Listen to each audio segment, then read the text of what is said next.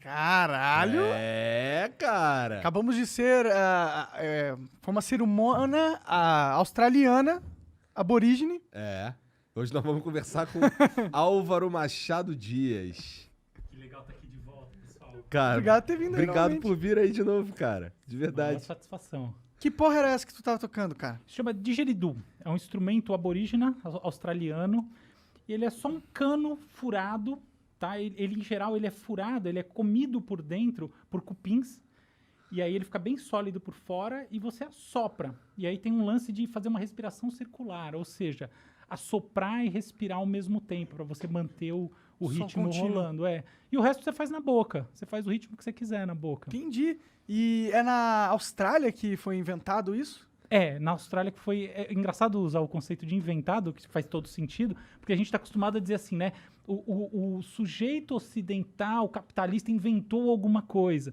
Mas, na verdade, sim, foi inventado pela população aborígena da Austrália. Assim, na verdade, do Pacífico Sul, em geral, você tem esse instrumento, assim, tá? Mas a Austrália é um lugar onde ele é realmente, assim, cultuado, estudado. Tem muita gente que toca profissionalmente, toca até em orquestra. E tem uma coisa muito interessante desse instrumento, que é o seguinte, esse som que ele faz, né, ele está numa nota, cada um tem... Né, o meu didgeridoo aqui, ele está em Ré, mas o lance mais interessante é que ele tem uma ressonância. E a ressonância dele está em 7,8 Hz, mais ou menos, em 7, 8 Hz. E a gente chama isso de ressonância de Schumann. E é a mesma ressonância do planeta Terra. Caralho! Então tem uma coisa Que loucura interessante isso aí. nisso. Eu não sei se tem a ver com a questão, mas especificamente tem muita gente que usa esse instrumento de maneira terapêutica. Por exemplo, se você soprar isso no corpo de alguém, o corpo vibra de uma maneira, assim, inacreditável. A experiência é forte, é indescritível. Pode crer. Muito legal, assim.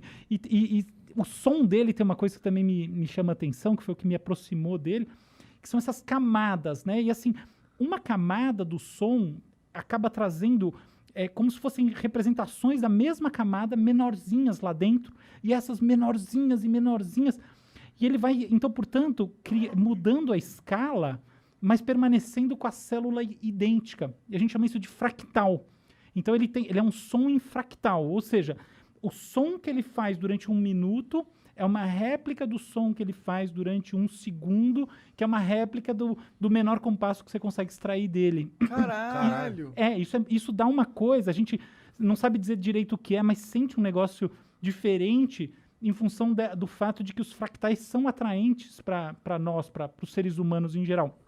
Então tem uma história interessante que o Jackson Pollock, que é um grande pintor, né, da primeira metade do século XX, que fazia aquelas pinturas abstratas, o cara que jogava tinta, assim, pintava com a tela no chão, fazia uma coisa maluca.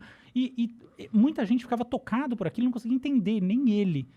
E depois, ao longo do tempo, essa arte dele foi sendo estudada, e o que se compreendeu é que o que ele estava fazendo, na verdade, eram fractais. Na verdade, ele foi evoluindo ao longo do tempo, e a pintura dele foi se aproximando de fractais.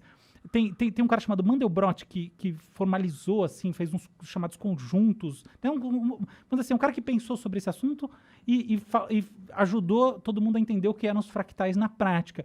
E aí tem gente que estuda o quanto as pinturas do Pollock, elas lembram esses conjuntos, ou seja, o quanto elas têm a ver com fractais. E esse instrumento também é muito fractal. Fractal é uma loucura, por sinal. Porque, assim, a gente vê hoje em dia que o coração tem fractais, o coração humano. Então, por exemplo, olha que coisa interessante. as batidas do coração, muito como digerido durante um certo período, elas emulam os períodos menores. E quanto mais você... E elas variam, né? Então, quanto mais essas variações longas lembram as variações curtas, mais saudável o seu coração.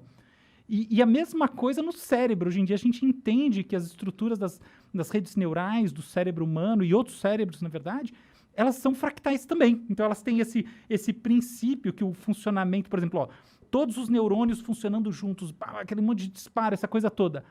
Isso é muito parecido com o que você vê num pequeno núcleo de neurônios conectados em qualquer área do cérebro. Por quê? Porque esse pequeno neurônio se espelha no grande ecossistema biológico, porque o cérebro tem uma estrutura de fractal.